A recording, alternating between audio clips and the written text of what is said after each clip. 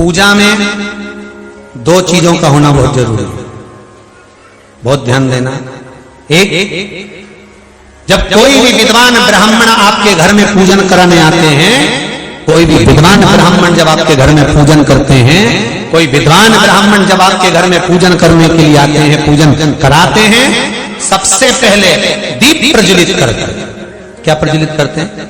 दीप। आप भगवान के मंदिर में जब पूजन करें, आप जब अपने घर में भगवान की जब पूजन करें, तो आप स्तुति, पाठ, मंत्र, साधना, जप, अनुष्ठान सब बाद में सबसे पहले एक दीप प्रज्वलित कर, अखंड दीप लगाते हैं लोग। क्यों लगाते हैं? उसका कारण क्या है?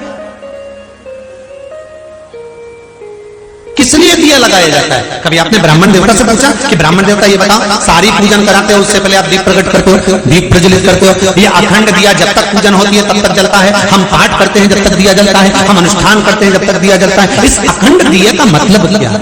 इस दीप की महत्वता क्या है?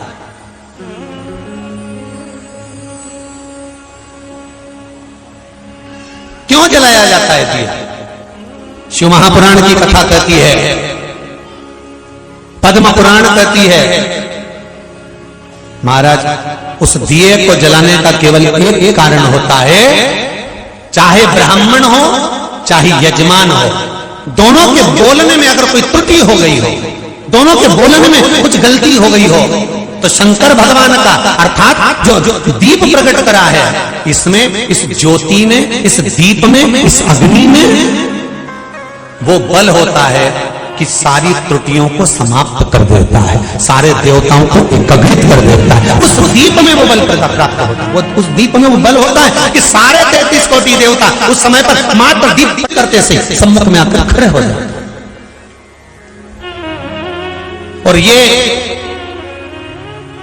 घी की बाती में लगे हुए दीपक की बात चल रही है, कैंडल की नहीं, मोमबत्ती की नहीं।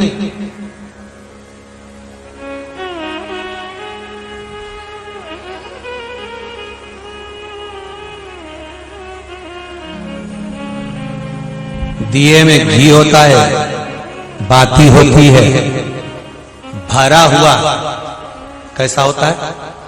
भरा हुआ होता है, और उसमें गहराई होती है।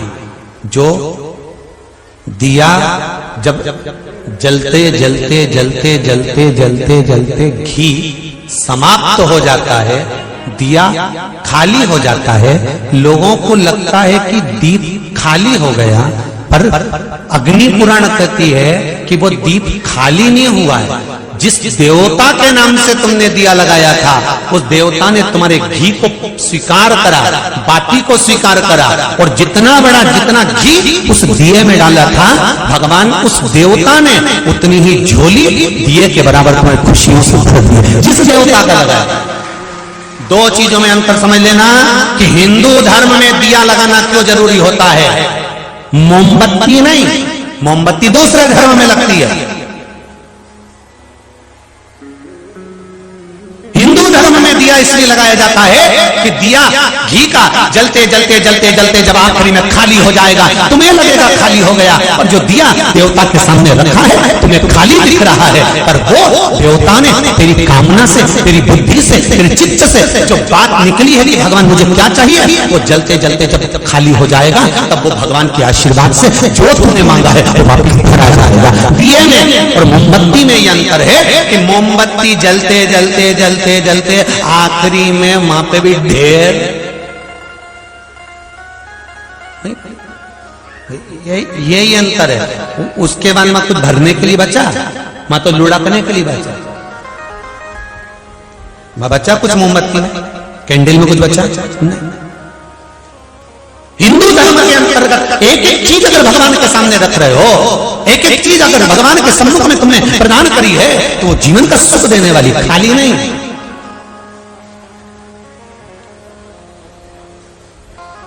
क्यों कहते हैं कि दीपावली के दिन कितने भी दिए किसी के दरवाजे पर रखे हों, कभी उनके दरवाजे का दिया उठाकर बिना पूछे अपने दरवाजे पर नहीं लाना चाहिए। कहते कि नहीं कहते? हमारे यहाँ शास्त्र कहावत कहती है, दीपावली के दिन आप अपने घर में लगाए हुए दिए दूसरे को जाकर दे सकते हो,